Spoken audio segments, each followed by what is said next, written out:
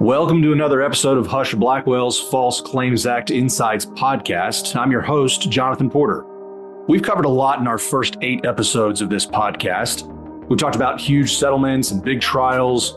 We've talked about how investigations start and how they end. We've covered a lot of ground. But what we haven't done is to dig into a core element of the False Claims Act. And so today we're going to explore an element that on its face seems pretty simple, but in practice is ridiculously hard to pin down. We're talking about materiality in today's episode. In order to explain what materiality means in the FCA, we're looking at a handful of interesting cases to show what it means and how it works. And then what we're going to do is, at the end of the episode, we're going to think about a big topic on everyone's minds these days, cybersecurity, and whether that might be the next big frontier of materiality battles in qui tams. Personally, I think it'll be fun to explore this concept through something unsettled after we dig into some settled stuff, so stay tuned for that. Joining me to talk about this heady concept is my Husch Blackwell colleague, Kip Randall. Before Kip's legal career, Kip went to West Point and later rose to the rank of captain as an Army infantry officer. And Kip, thank you for your service there. So following honorable discharge, Kip went to law school and is now a valued member of our firm's white-collar group, practicing out of Kansas City. I also want to give Kip some love for his work as part of our firm's human trafficking legal clinic, through which Kip and many others at our firm volunteer to represent the victims of human trafficking as they navigate various legal situations, like needing to sometimes testify in court. So Kip, I'm proud to know you and proud to work with you, and I'd love to talk to you about your infantry career or your human trafficking victim advocacy, but our marketing people tell me that we should probably stick to the topic of this podcast, and that's materiality in the False Claims Act. And so Kip, thanks for coming on the podcast and telling our listeners about materiality. Well, Jonathan, thank you so much for that introduction, and thanks for having me. I've been following all the episodes, and it's great to get an opportunity to talk with you today. That's great. It's good to know, Kip, you're the person who listens to this. That's fantastic. So, Kip, I'm a fan of starting with statutes and then digging into a new concept. So that's actually what the Supreme Court just said we should be doing in Loper Bright. And so let's start with the statutory text of the False Claims Act itself, which is the start of any good podcast, statutory text. So yeah, listeners, don't tune out yet because the text is super short. Here is the text of the main FCA provision. Any person who knowingly presents or causes to be presented a false or fraudulent claim for payment or approval is liable under the FCA. So Kip, that's the primary provision that applies to, 90+% of False Claims Act actions. But I didn't hear the word material or materiality in there. And so why are we talking about materiality today? And what does material really mean? Well, in other parts of the FCA, material is defined as a natural tendency to influence or be capable of influencing the government's decision to pay. But in general terms, material means to be of real importance or consequence. And so perhaps the concept is best understood in relation to the word immaterial, which means it doesn't really matter. Let's say you go into the State Department and fill out an application for a passport. The application has a lot of questions and instructions. If you give the State Department a fake name and identity, the State Department is going to care a lot about that. They're not going to give someone a passport if they know it's for a faked identity. Name and identity is material to their decision to issue a passport. But now think about a provision on the form that says the form must be filled out with blue ink. If instead you fill out the form in black ink, but the people processing the application don't protest and they issue the passport anyway, and in fact, they routinely issue passports for applicants who use black ink, then the provision saying you must fill out this out with blue ink is not material. It's not important to the agency. They don't actually care about it and there's no consequence. But the complicated part about materiality is that most government decisions happen with situations that are far less clear than the example I just gave. And they aren't handled consistently by the people within the government agency. And so the materiality inquiry, as we'll talk about, actually gets really difficult to figure out. But you also pointed out that the word material is not in the primary FCA provision. The reason there is that courts recognize that it would be unfair to hold people liable under an anti-fraud statute for shortcomings that really don't matter to the government. And so courts long ago added the materiality provision to FCA analysis. It's designed to ensure that immaterial things can't lead to allegations of fraud. Thanks, Kip. That's really helpful background information. I appreciate that. Kip, I think from the vantage point of the U.S. Supreme Court, materiality makes a lot of sense. What does the government do when faced with X situation? But in reality, it's not nearly as clean as Supreme Court justices might think it is. And that's because government agencies are made up of people, and people respond differently to a range of issues. Some might care about ink color and some might not. And so that's what I think is messy about this whole situation. But before we get into messy materiality questions, let's talk about a case that I think explains materiality really well. And that's the triple canopy case. That's a case that was allegedly about guards who couldn't shoot straight. So Kip, tell our listeners about triple canopy and what we can learn about materiality from that case. Sure. So first, here are the facts of the case. The State Department solicited a contract for guards to provide security at a military base in Iraq. The solicitation, as a lot of government solicitations do, had a lot of things that wanted the contractor to do under the agreement. And one of those many things was the State Department wanted the guards to satisfy a particular marksmanship requirement. So after the triple canopy wins the bid, it hires guards from Uganda to staff the base, but those guards don't have the right marksmanship ratings. So they create false scorecards and place them in the guards' files. From everything we can tell by reading the record, the base was guarded without any incident. Triple canopy invoices the State Department for services, but never makes any sort of affirmative representation about the marksmanship numbers. Now, fast forward, a key TAM gets filed, and that says that triple canopy presented false claims to the government because they didn't satisfy the marksmanship. Litigated and ultimately goes up to the Fourth Circuit. Now, interestingly, the Fourth Circuit reached its original decision, and then Escobar, the controlling case on materiality, was decided by the Supreme Court. At which point, the Supreme Court remanded the triple canopy case, and the Fourth Circuit published a second opinion. Because of that procedural history, I'll take a moment to explain how the Supreme Court characterized materiality in Escobar. And I'll just do a brief quote here. The Supreme Court held, a misrepresentation cannot be deemed material merely because the government designates compliance with a particular statutory, regulatory, or contractual requirement as a condition of payment. Nor is it sufficient for a finding of materiality that the government would have the option to decline to pay if it knew of the defendant's noncompliance. Materiality, in addition, cannot be found where noncompliance is minor or insubstantial. End quote. So in the end, the Fourth Circuit reached the same conclusion as it did before Escobar because it found that it's actually used a more difficult standard for materiality.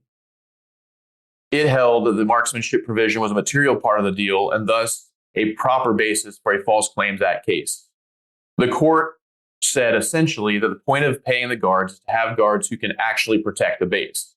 And therefore, being able to protect the base goes to the essence of what the State Department wanted to pay for. The court said that's just common sense. But there's an interesting wrinkle in the Fourth Circuit's analysis. The court said that materiality was further shown by the fact that the State Department did not renew its contract with the Triple Canopy following the lawsuit, and that the Justice Department immediately intervened in the litigation. That's an interesting take on the materiality analysis. Yeah, Kip, I agree. That's an interesting take on materiality analysis. That's a double-edged sword of a test because there are plenty of defense contractors that the government continues to do business with after key TAMs are filed. Does that point towards a lack of materiality under Triple Canopy? Same thing in healthcare. CMS rarely immediately suspends billing privileges when they're named, when a provider's named in a key TAM. Is that evidence against materiality? And as to immediate intervention, I know of plenty of key TAMs where it takes DOJ years and years to make an intervention election. Does the fact that it takes years and years show a lack of materiality? Those arguments haven't really persuaded courts in the past, but the Fourth Circuit seems to entertain it in the opposite context, at least. But Kip, I like Triple Canopy because it shows that the analysis looks to the essence of what the contract is for. If you're paying for guards, you want guards who can do the job. That's common sense to me and to the court, I think. When the shortcoming goes to what it is that the government's paying for, that's material. And I think we sort of naturally get that. So, Kip, let's look at another example where a court found that an alleged shortcoming was not material. There was a recent case in Texas that lays out the flip side of materiality. So, Kip, tell our listeners about the Ventavia research case and what the court said about materiality there. Sure. So here are the relevant facts to start off. In 2020, when Pfizer received the contract from the FDA to produce the COVID-19 vaccine for the DoD, Pfizer subcontracted with Ventavia and another company to conduct clinical trials. Ventavia submitted a form to Pfizer and the FDA certifying that it would, among other things, conduct the trial in accordance with protocol and FDA regulations. Now, Ventavia operated 3 of 160 testing sites for the clinical trials. And the relator in this case was the regional director of 2 of those sites. She allegedly observed clinical trial violations and safety and ethical violations.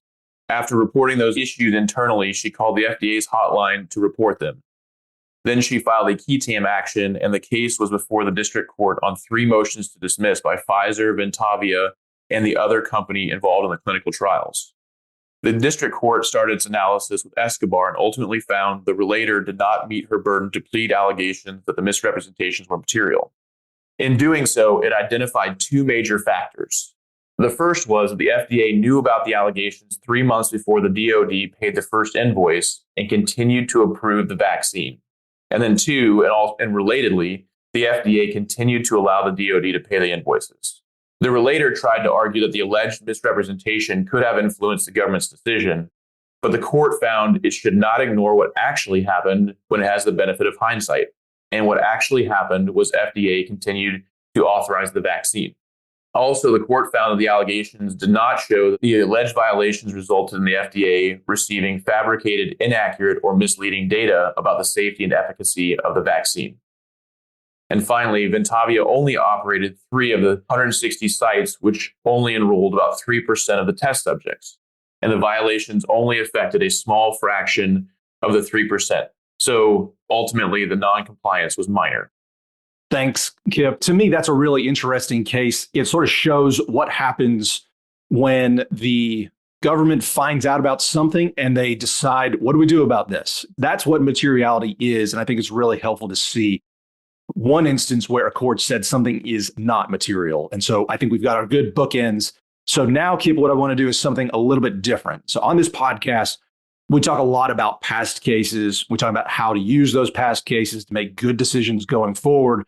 But we haven't yet tried to peg what future courts might do with things that are happening right now. And I want to try that here. So, Kip, let's talk about cybersecurity. Data breaches are a big deal right now. Failing to safeguard things the government wants to keep confidential is a problem in many industries. For defense contractors, think about safeguarding classified information. For healthcare providers, think about patient data. There are a host of regulations on those points, but at least to my knowledge, we really haven't seen a scenario where a hospital, for one example, where a hospital treats 1,000 Medicare patients, has a data breach and everything about those patients gets exposed. And then DOJ or a whistleblower says that maintaining confidentiality for those, say, 1,000 patients was material to Medicare's decision to pay for services in the first place. And therefore, the claims were false. I don't think we've seen that exact scenario. But Kip, could we see that scenario? Walk us through the analysis, and then let's discuss how that case might play out under the False Claims Act. Sure. So before we really get into that analysis, let's talk about 3 recent FCA cases involving cybersecurity. Now, all 3 of these cases resulted in settlement agreements, so we don't have the benefit of court opinions on materiality. So we'll look at the facts and then we'll analyze how we view the materiality in those cases. The first case is Jelly Bean from Florida. The settlement agreement was executed in March of 2023. And here are the facts from the covered conduct. In July of 2012, Florida's Agency for Healthcare Administration contracted with the company Florida Health Kids Corporation to provide services for the state children's health insurance plan program. Now, this included implementing technical safeguards to protect the confidentiality, integrity, and availability of electronically protected health information received and obtained on behalf of the agency. Now, the Prime subcontracted with Jelly Bean for website design, programming, and hosting services. And the agreement required, among other things, that Jelly Bean provide a fully functional hosting environment that complied with HIPAA. Now, the agreement provided that Jelly Bean would adapt, modify, and create the necessary code on the web server to support the secure communication of data. And under its contracts with the Prime between 2013 and 2020, Jelly Bean created, hosted, and maintained the website healthykids.org. Around December 2020, it became apparent that more than 500,000 applications submitted on healthykids.org have been hacked by third parties. According to the settlement agreement, the website created by Jelly Bean was running multiple outdated and vulnerable applications, including some software that Jelly Bean had not updated or patched since November 2013, when it originally got the contract. In response to this data breach, the Prime shut down the website's application portal in December of 2020. Now, getting into the analysis, materiality seems straightforward to me here. Jelly Bean was a subcontractor who was involved specifically to provide website design that was HIPAA compliant. And Jelly Bean was running outdated software, and ultimately there was a data breach. So Jelly Bean's false claims were at the heart of what the Florida state was paying them for. This goes even further than Triple Canopy's common sense approach, because there was no security incident at the base in Triple Canopy, but here there was a security incident and a data breach. Likewise, the government pursued this action rather than a relator. Then also looking at Ventavia, the Prime shut down the website the same month the data breach was discovered, suggesting that further payments and approval were not authorized. And the data breach was rather sizable at 500,000 applications being breached. So in this case, I think both the analyses from Ventavia and Triple Canopy point towards the data breach and the cybersecurity being material. The next case is Insight Global from Pennsylvania. There, the settlement agreement was executed in April of this year. Now, looking at the facts of the case, around August 2020, Insight Global, which was an international staffing agency, contracted with the Pennsylvania Department of Health to provide staffing for COVID-19 contact tracing. In the contract, Insight Global represented that it recognizes and accepts that the contact tracing workforce will have access to personal health information of contact tracing subjects and must ensure that and all such information related to services being provided must be kept confidential and secure. Now, the staff provided by Insight Global received certain PHI and PII of contact tracing subjects in the body of unencrypted emails, including emails sent by the government personnel to the Insight Global staff. They shared passwords used to access such information with each other and transmitted such information using Google files that were not password protected and were potentially accessible to the public via internet links. And basically, they were very loose with their handling of PHI and PII. Insight Global learned of the behavior at the end of 2020, and by April 2021, it had taken proactive measures to correct them. But according to the settlement agreement, Insight Global should have and could have provided more data security resources and training to its personnel who were implementing the contract. Now, for me, materiality is a closer call here. Like Triple Canopy, personnel were being provided to perform a service, but I can see both arguments whether it was at the heart of the agreement. Now, on one hand, data security seems tangential, but looking at the reasoning in Triple Canopy, like you need guards who can shoot straight, you need medical staff that properly handle PHI and PII. Also, no breach occurred here, but Triple Canopy shows us that that isn't actually necessary. And finally, here the government issued a civil investigative demand, but we don't know whether the Pennsylvania Department of Health continued its contract with Insight Global and paid them. So our Ventavia analysis is very limited. But we do know that Insight Global made significant corrective actions. Overall, I think I come down on the side of material, but I believe there's space for a defense counsel to argue otherwise. And we'll look at one last case here. Finally, from New York in May of this year, we have Guidehouse. Now, going back to April of 2021, as part of the COVID-19 relief funding, New York State contracted with Guidehouse to administer their emergency rental assistance program. Guidehouse provides consulting services to public and private entities related to management, technology, risk consulting, business processing, outsourcing, and digital services. So they subcontracted with Nan McKay. And Nan McKay provides consulting, operations, and training services for municipal and state government agencies engaged in various housing-related programs. So under the contract, Guidehouse was to administer the emergency rental assistance program with a requirement to perform certain cybersecurity testing on the application. And that included tests and scans in accordance with industry standard practices, which ultimately they were required to perform a test on the application before it went live. Guidehouse included the requirement to do this cybersecurity testing in the subcontract with Nan McKay. About a month later, Nan McKay told Guidehouse it was having trouble with one of its cybersecurity testing tools and wouldn't be able to complete the pre-production testing. Guidehouse said it would take over, but even with another tool, it didn't complete the testing. The application went live, and 12 hours later, data from the program was appearing on the internet. No PII was viewed or used by unauthorized parties, but it was accessed by commercial search engines, which presumably would have been caught if the pre-production testing had gone forward. Again, this is a close call for me. Cybersecurity testing is a very small piece of the application for a much larger rental assistance program. So making this seem more like a breach of contract claim than an FCA claim. But I will acknowledge that a data breach occurred. That brings up the concern, though, that anytime a data breach occurs on a federal contract, you have to worry about an FCA claim. You can be sure that with cybersecurity being such a hot topic, all government contracts are going to include cybersecurity language. So for me, really here, the deciding factor is that the application was taken offline overnight by the prime, suggesting its materiality. But again, I think there is room for a defense counsel to argue that. So with the benefit of those three examples, let's talk about your hypothetical, Jonathan. A hospital has a breach of 1,000 Medicare patients' data. Is the data security really at the heart of the agreement to treat those patients? Also, I would look at whether CMS is immediately suspending the hospital, or if they had suspended other hospitals for similar breaches.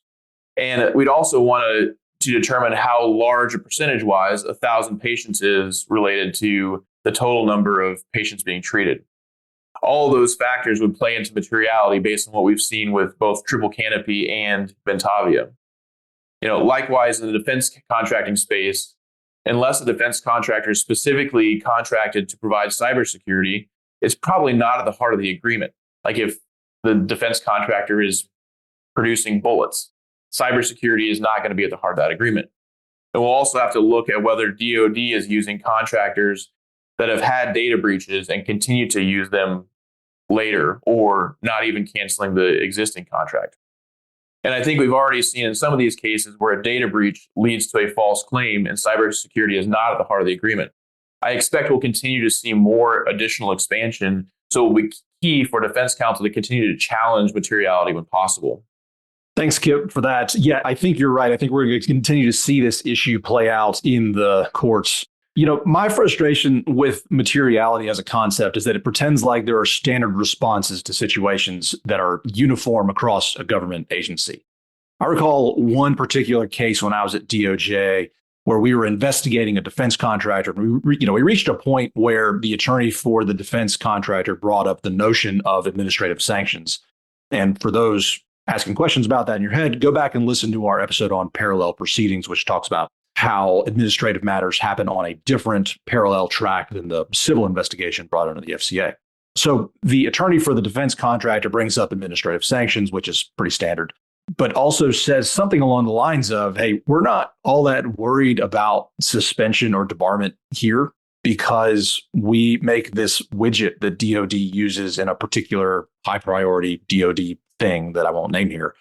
And we're the only company that makes this widget. And so I don't think DoD would suspend or debar us because, frankly, they need our widget. And they were right. DoD needed to do business with this company. Kip, this notion of materiality, to me, makes a lot of sense in a 1L contracts class or in court. But I don't think it makes a whole lot of sense in a government that acts inconsistently in response to stuff. When I was at DOJ, I interviewed enough Army contracting officers to know that they just want to get their projects done. They're largely the decision makers there, but they're not terminating contracts because of some, obscure regulatory shortcoming. And the idea of asking courts to guess what those contracting officers would have done if they'd known about something like a Davis-Bacon violation, for example, or passing through too much work on a small business set-aside contract, that's just, to me, a little silly. And so, Kip, to me, materiality is a frustrating concept because we don't know how to advise our clients when it comes to materiality. So, Kip, leave our listeners with your wisdom about how to discover and argue materiality. Tell me it's more than just a judge's gut feeling about whether a thing is important. Well, let me put it this way. I think there is a lot of room to litigate materiality. Now, going through the case law on materiality, I was struck by the Fourth Circuit's reasoning in Triple Canopy that the best manner for continuing to ensure that plaintiffs cannot shoehorn a breach of contract claim into an FCA claim is strict enforcement of the Act's materiality and scienter requirements. Now, looking back at some of the cases we discussed today, I think we might be closer to breach of contract than to FCA claims. And so for me, that means we have to keep coming back to some of the questions that we were asking today. One, does the alleged false claim go to the heart of what the government is paying for? And two, in this case, did the government agency immediately suspend the company after it learned of the allegations, or did it continue to pay? And three, how has the government acted in similar situations in the past? Now, that means we have to dig in to the facts when we're faced with the question of materiality. Now, we're going to use discovery to learn when the government became aware of the allegations and in internal communications about the government's response. And then we're going to determine whether or not the government continued to pay. Now, in some situations, that may be clearer than others. So we're in depositions, you should be inquiring with the contracting officer or other comparable individuals within the agency about when they learned about the allegations and how they responded. And it also means we have to keep track of these cybersecurity cases and materiality cases generally. We need to know how government agencies are acting in a historical way relative to the allegations. So in those depositions, you can inquire about specific cases you've been tracking, as well as generally how the agency responds to those particular allegations. So it's going to be key to a successful materiality argument to be able to argue that the government's behavior in the past, as well as the current case, show that the alleged false claim didn't actually matter in the end. Totally agree, Kip. That is the key right there. I think you hit the nail on the head when you said that using the discovery process to test materiality is important. And that argument that you told our listeners about there at the end is super important. And so, Kip, thanks for that. Thanks for joining the podcast, telling our listeners a little bit about this materiality issue. Thanks. I appreciate it. Let me close by putting a real life bow on this materiality package. When I was at DOJ, I was part of a large national takedown called Operation Rubber Stamp. You can Google it, but here's the short version. There's a follow-on operation to Operation Brace Yourself, Operation Double Helix. But in that takedown, in addition to a bunch of new charges that were brought by grand juries across the country, CMS's Center for Program Integrity revoked Medicare billing privileges of over 250 medical professionals. It was a pretty big deal at the time. But what does that say about healthcare investigations where the Center for Program Integrity doesn't revoke billing privileges? Are those not material? Another investigation comes to mind when I was at DOJ, where I investigated and prosecuted a pharmacist who ultimately pled guilty to healthcare fraud and drug dealing. And in that investigation, we got a search warrant, but also DEA obtained an immediate suspension order that went into effect the day of the execution of that search warrant. But what does that say about all the other pharmacists out there who weren't immediately suspended when DEA learned of drug dealing? Are, again, those not material?